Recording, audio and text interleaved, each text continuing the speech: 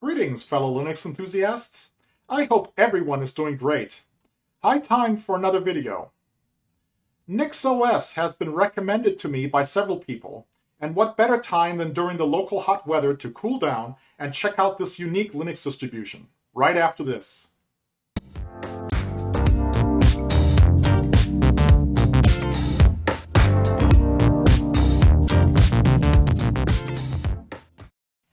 NixOS is a Linux-based operating system built on and around the Nix package management and build system. While it's possible that you can use Nix on top of your existing Linux installation, as well as macOS, Windows Subsystem for Linux 2, Docker, and so forth, you can also build a standalone install using the ISO image they provide. I believe doing a testing install on a virtual machine is best practice to get started before even thinking about bare metal production deployments. So that's what I'm going to do now. So here's the NixOS Gnome ISO Grub boot menu. As you can see, we have a bunch of options in case you need them, including high DPI, quirks and accessibility option, firmware setup, and the usual shutdown EFI choices. Let's do the default installer and see if we can boot into the live installation system. And there we go. NixOS is the user. And it already launches the Calamares installer. Before we look at that a little further, let's do some housekeeping. Let's go to Appearance. I like to select Dark Mode in the GNOME environment. It's easier for my eyes. Let's change the screen resolution to 1920 by 1080. Click Apply, and we'll keep the changes. That makes the font a little bit small for you guys, so let's turn on the large text accessibility option. There, that's a lot better. I'm going to click About so you guys can see what the GNOME ISO is running. So we've got GNOME version 42.2, and we're running on a kernel virtual machine. Virtualization is KVM. Cool. So let's take a look at the Calamares installer. Let me put it a little bit more toward the center of the screen. And information shows we're running Calamares 3.2.59, which is relatively recent, just a couple of months old. Again, this makes installing NixOS a little easier. This is your standard Calamares install. The options are not very good here with this Calamares, just the basic options. So, and you guys have seen this a million times on this channel and other channels, so I'm not going to use Calamares today. Instead, I'm going to do a manual terminal installation of NixOS, or terminal-based installation, rather. So, but before we get to that, let me launch Firefox here and go to the nixos.org homepage to show you guys what we've got here. It's a wonderful website with manuals and everything. So NixOS is all about reproducible builds and deployments. And so we can click Explore here. And as you can see, find out why so many developers, system administrators, and other Linux enthusiasts use Nix. So you've got always a working environment, development environment. So it's a complete and constant development environment. Stop worrying about how to install dependencies for your project. You will no longer have to hear, but it works on my machine. That sounds interesting. So you've got one tool, many languages. So it encourages cross-team development for providing a single way of building everything. Continuous integration for free is touted. You always can set up the same environment always and everywhere, regardless of your system that's underlying it. Don't wait for the disaster, prevent it. You can go from zero to cloud. Use the same tools to build projects, configure machines, and deploy to the cloud. Nix and Docker is a match made in heaven.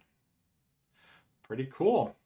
So it's Atomic package management system, so you can install atomically and Rollback Every package has its own directory, right? And you can roll back anytime using the, let's see, the DeLorean time machine here.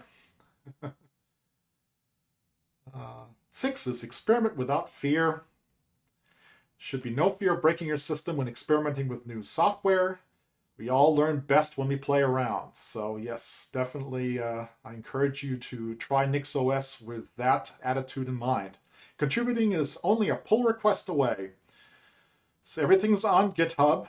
The entire NixOS Linux distribution project is on GitHub. So just submit a pull request and follow their instructions if you'd like to contribute.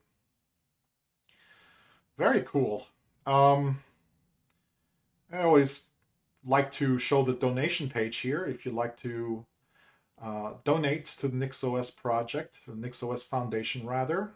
You can buy their merchandise, etc., etc. Again, if you have money burning a hole in your pocket, so to speak, this is an option to donate to a good cause. I always like supporting open source projects like this, especially when it comes to Linux. I think Linux is just cool. So, yeah, they've got a lot of supporters there. So anyway, that being said, let's go ahead and launch the terminal. And let's make this font bigger for your readability. And I'll switch to full screen size. So I'm running on a KVM. So of course my local network is configured correctly. It's got an IP address. If you need Wi-Fi or some other configuration, Network Manager Applet is available to you. So you just choose settings and configure to your heart's content. Okay, so that's good. Let's take a look and see what our memory usage is for this GNOME 42 live environment. Only 724 megabytes. That's not bad for GNOME, not bad at all. I've seen a lot larger usage. So it's running a stable kernel, fairly recent, from July 15 as of this video posting. Pretty good. Stable Linux kernel is always a good start. Let's become root. We have a root shell here. The prompt turns red to remind us of the seriousness of the root shell.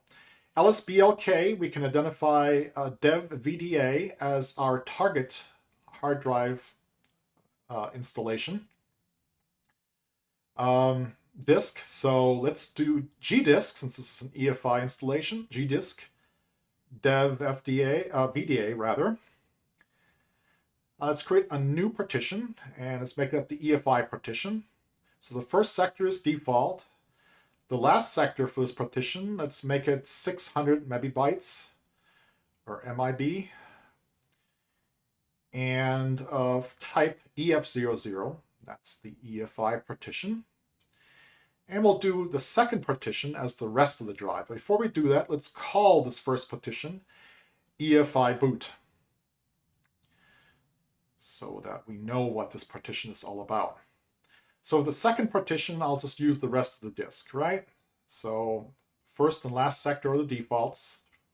And we'll do 8300 as the Linux file system type. And we'll call the second partition NixOS. And that looks good. Let's print out our partition table that we just created. Looks good to me. Just two partitions, very simple. So let's write this partition to disk, or the GPT partition table, or GUID partition table. And we're done. So let's do another LSBLK. As you can see, we have VDA1 for the EFI and VDA2 for the root partition. So let's format it. The EFI goes as follows: makefs.fat, type FAT32. We'll call it, or name it, EFI Boot, just like with the GPT partition table. So that's done. And let's format the ext4 file system, or the root file system. We'll label it NixOS, as we did with a gdisk. And we'll do dev VDA2 for the formatting partition. Cool. That's good. So let's do an lsblk-f. So you can see we've got the correct file systems here. FAT32 for EFI VDA1 partition, and NixOS has an ext4 for our Linux install on dev VDA2. Great. Good start. So let's mount these partitions. Let's mount the root partition first with mount dev disk by label. And then it'll be NixOS. Whoops, can't type today. Bear with me, folks. We'll mount it on /mount. Now that that's mounted, let's create the EFI boot partition mount with make dir-p mount boot. And let's mount it with dev disk by label. That'll be EFI boot on /mount/boot. That's the directory we just created. All right, cool. So let's do an lsblk-f again. As you can see on the far right of your screen, you've got the mount point set up. Mount boot for the EFI FAT32 partition and /mount for the NixOS ext4 partition. I can't type or talk today. I'm sorry, guys. I try to make my speech as clear as possible. I think it's the hot weather. All right, so now we can do a NixOS-generate-config --root, which will be on /mount, right? That's our ext4 file system, root file system. So it generates a couple of configuration.nix files. So let's look at the first one. Let me select this. That's the hardware configuration.nix. I'm going to use Nano today. It's easy to use. I think they may have Vim, I'm not sure. Okay, it says, do not modify this file. It was generated by the NixOS generate config command and may be overwritten by future invocations. Please make changes elsewhere. So it finds the modules path. So it detected we have a QEMU virtual machine, hardware virtual machine. So it loads the virt.io and the KVM AMD. We've got an AMD host. The CPU detected the file systems, ext4 and vfat. So this is automatically done. Does the UUID of the partitions. And it does hardware, CPU, AMD microcode loading for the KVM firmware. So that looks good. Okay, so in this file, that's where our configuration items go. And this file automatically loads the hardware configuration. So this is the configuration file we need to edit. And this is a huge rabbit hole, right? So I'm just going to scratch the surface here and just do the bare minimum just to get you guys hopefully interested in NixOS. So it detected the EFI boot environment. That looks good. I'm going to change the host name to NixOS1 for my test VM today. So I'm uncommenting that line. I'm also, do the time zone, I'm going to uncomment the network manager enable. So we can use the network manager applet for our graphical environment. We're installing Gnome today, right? So default. My time zone is not Europe, Amsterdam, which is the home time zone of NixOS in the Netherlands. But rather, for me, it is the United States or US / Pacific. Cool. All right.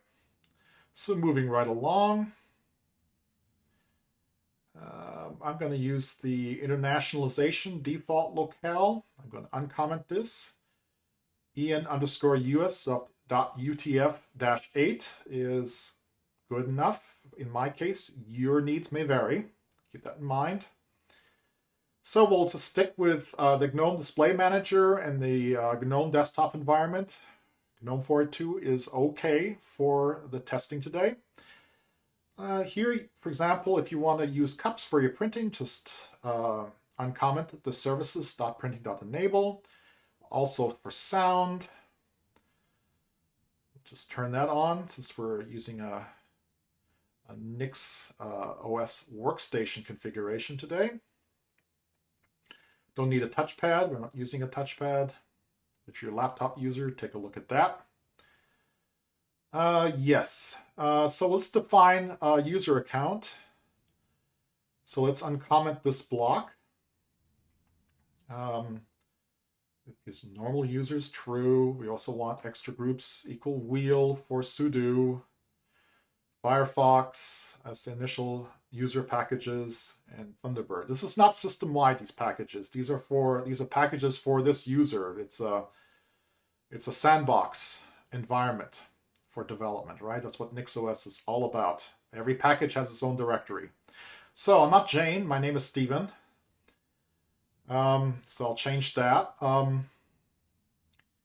And for my user account, I would like access to Firefox, Thunderbird, and my favorite NeoFetch utility for checking out new Linux distros, right? So you got NeoFetch.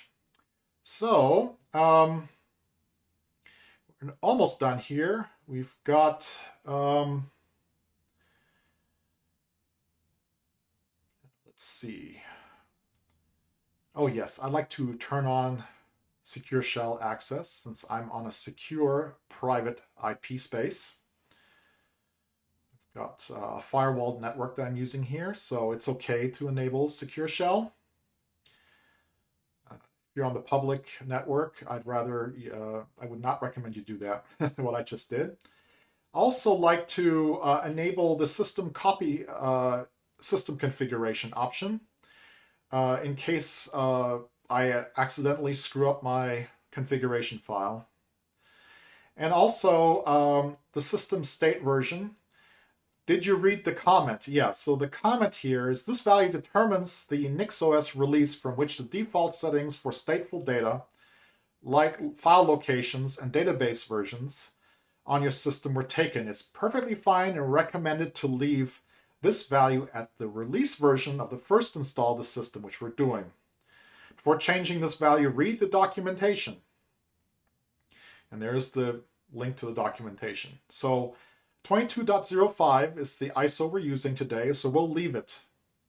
And what you can do is you can use the versioning system of NixOS to revert your configurations if you change the configuration and something happens. So we're good. We're going to do a NixOS -install. And so what it does is it copies the channel, builds the configuration, and then what it does is it creates and deploys a whole bunch of directories for each package and configuration. And then when it's done, it asks for your password. So through the magic of video editing, we're skipping over much of this. This takes a few minutes in a real environment. So the installation is finished. So with bated breath, let's reboot. There we go. NixOS is our selection. All right, there's GDM. So let's log in as root. Remember, we haven't enabled our Steven account yet, so gotta log in as root as a privileged user.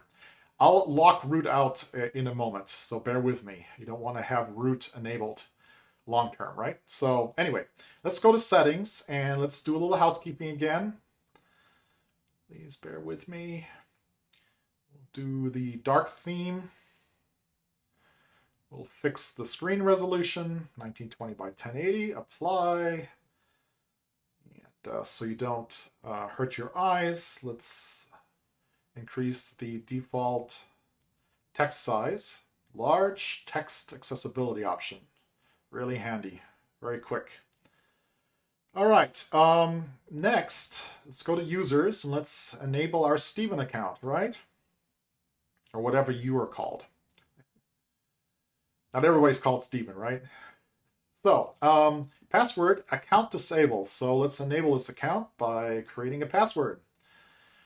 So you can allow the user to change their password on next login or set a password now. I'm going to set a password now because I'm impatient. I'm going to type the new password. And I'm going to confirm by typing it twice to make sure I didn't do a typo. Looks good. They match. Or I did the same mistake twice. You never know. Good. Let's see. All right. Good. To close the settings. So let's log out.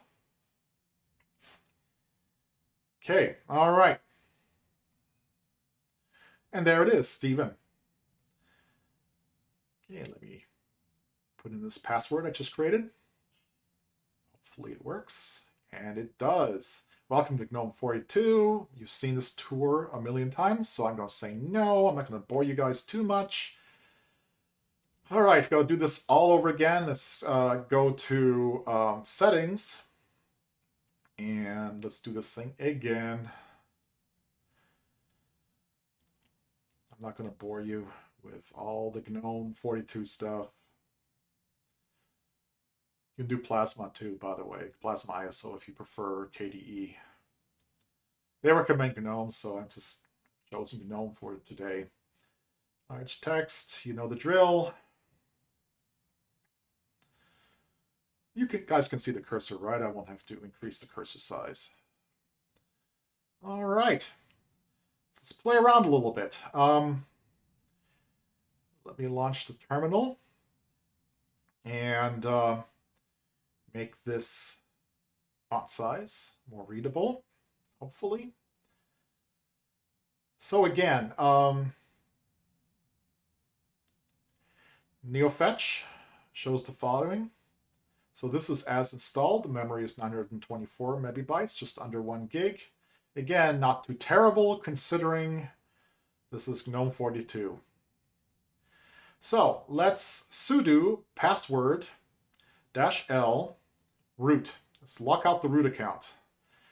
Good best security practices. Don't leave the root account enabled. So it's locked out. And sudo works, by the way, as you can see.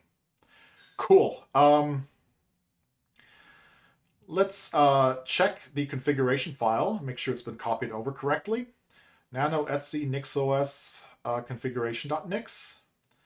And this should look familiar to you guys. It's unwritable, of course, because we're a regular user.